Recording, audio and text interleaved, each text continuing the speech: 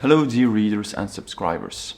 A professional art portfolio is a key to career success for artists, as it initiates sales, exhibitions, potential business partners in terms of gallery representation, or being successful when you apply to an art opportunity, such as a residency or an award. As a result, when creating this essential document, it is key that you create it in a professional and convincing manner that is also in line with the industry's expectations. Therefore, in this video, we're going to talk about all the unwritten rules when it comes to art portfolios and also best practices, so you can make a good impression with your art portfolio, including numerous examples by established artists. An art portfolio can be defined as a curated selection of the artist's best works. And generally speaking, this portfolio can come in two different forms. Option 1 is the digital art portfolio, which is actually a web page on your website with your selected works. Or it can also come in a PDF document, which can be used to be printed or to be distributed digitally. There are many do's and don'ts when it comes to creating these two types of artist portfolios, especially for visual or contemporary artists who are shooting for the stars and aim to enter the highest realms of the art world. Having consumed most likely over 1,000 art portfolios as an advisor, but also gallery director and ex-jury member for art awards. In this case, one must be aware that certain information is expected to be delivered in a specific format in these art portfolios, and if not, they might not even look at your art seriously. So, time to get started with option 1, the online art portfolio. The online art portfolio is actually a web page on your artist website, and this is something that we have discussed extensively in our video and article tutorial on how to create a professional artist website. It is one of the 3 must-have pages for an artist website. When it comes to the presentation format of this selected works page or online art portfolio, there are many image galleries that do the trick. However, they all have in common that they follow the visual identity of artist websites and the professional art world in general. A white background, black or grey text, a small font, and a minimal design in which less truly is more. The design is formal and professional, and the content is very direct and to the point. As a result, all you need is a single image gallery, nothing more. You could go for a page in which you scroll down to see more full-screen artworks, such as the example here by Stan van Steendam, or you could also have a slideshow in which you have to navigate to the left or to the right to see new artworks, such as the website by Justin Mortimer. Or you could have a grid of thumbnails to click through to a lightbox or separate page, such as is the case with Johnny Abrahams. Do not add any additional text or information here on the selected work page. After all, your website consists of other must-have pages where they can find that additional information. Think of your resume, your biography, or even a page dedicated to some press, some text, or some interviews where they can find all the information. However, with your portfolio, you want to focus on the art alone. Don't pollute this page with unnecessary noise in terms of sales pitches or process videos or whatever. Let the art breathe, and it will be the most convincing and professional way to present your art in this portfolio. Up next is the selection, where we really aim to have quality before quantity. One of the most common mistakes with these online art portfolios is that artists want to show almost all the work they have created, resulting in the inclusion of some older works that were more experimental or inferior in quality, or that do not make any sense when it comes to the current style of your more mature body of works. Therefore, it is essential to so-called kill your darlings and only show your very, very best and most recent and relevant pieces, so that your best works do not drown in the more mediocre ones or the older works. Show at least 10 works, but do not show more than 40 works if you are a new or emerging artist. A great example is the website of Justin Liam O'Brien, which showcases a small but very powerful selection of works per artistic discipline. Other established or mid-career artists often showcase a vast collection of works they have exhibited at the highest level throughout their career, or would even share all the works of their catalogue raisonné online, such as the website or rather archive by Gerhard Richter.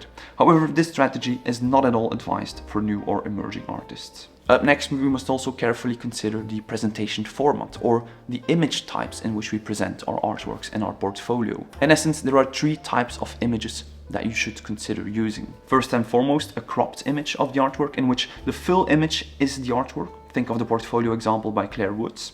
A second option is documenting the art in a presentation context, for instance, photographing a sculpture on the floor or on its pedestal, or in the case of a painting, on the wall, such as this great example here in Lena Keller's portfolio. A third option is to show your work in exhibition context via exhibition or installation views, such as the website of Pieter Vermeers. Make sure to select just one of these three types. You could perhaps have some installation views on your homepage or in a separate portfolio, but if you go for the portfolio itself with the other works, make sure to use it consistently with one or the other image types. And all other types of images are most likely unprofessional. Think of images in which you are posing next to your artwork, or in which you render it as a mock-up in an interior. These things are to be avoided at all times. Next is the information that we do have to include, which is the metadata of the artworks. Think of the title, the year, the medium and surface, the dimension of the artworks, and potential photo credits or collection in which the artwork is. You can either list this information vertically, such as this example of Claire Tabouret's portfolio, or you can write it down in a single line using commas and dots to separate the information. Think of the website of Lena Keller once more. When it comes to organizing your works in this portfolio, ideally you can show all your works in a single image slider. However, when you have a more complex oeuvre, for instance a multidisciplinary oeuvre, or when you have been working for decades now, then it is perhaps advised that you organize your work in different categories. For instance, you can organize your work per artistic discipline. Think of the artist website by Alicia Kwade.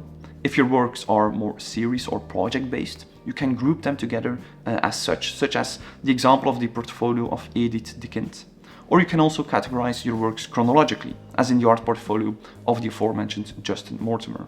If you follow these industry-approved guidelines or best practices, then you'll make a professional impression. And we can show you how you can actually design these portfolios with Squarespace as your website builder in our complete and industry-approved tutorial on how to create an artist website. So if that's what you're looking for, feel free to watch that video next. Now, the second type of art portfolio is the art portfolio as a PDF document that can be printed or distributed digitally. In fact, this document is almost exactly the same as one of our templates that we have already discussed on this channel, the catalog with available works, but with the difference that instead of including only works that are available, you're showcasing all your best works. So they might already be in some sort of a private or public collection.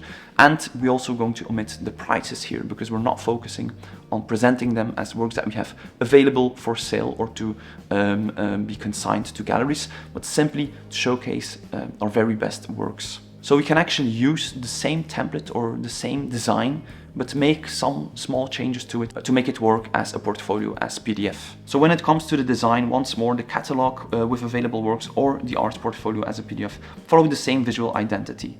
White background, black or gray text, small font, and a minimal and professional layout. So don't use these Canva templates that are full of colors or complex designs. In essence, we simply don't want to over-design it and really focus on the art itself. For the front page, you can have a blank page or a main image covering the entire page, and you want to mention your name and surname as an artist and specify that the catalog is either a portfolio or consists of available works. And also perhaps your basic contact information, although the latter is also mentioned at the end of the catalog and can thus be excluded if wanted. With the online art portfolio, your artist website provides additional pages to communicate important information, such as the biography and the resume. However, with this document, we do not have the option to navigate to these pages, so we have to include this information in the portfolio itself. For more information on how to create these, following the industry-approved guidelines, we have separate articles and videos on how to write a professional artist biography and also how to create an industry-approved artist resume. After the front page, bio and CV, it is time for the body of the portfolio to present the artwork.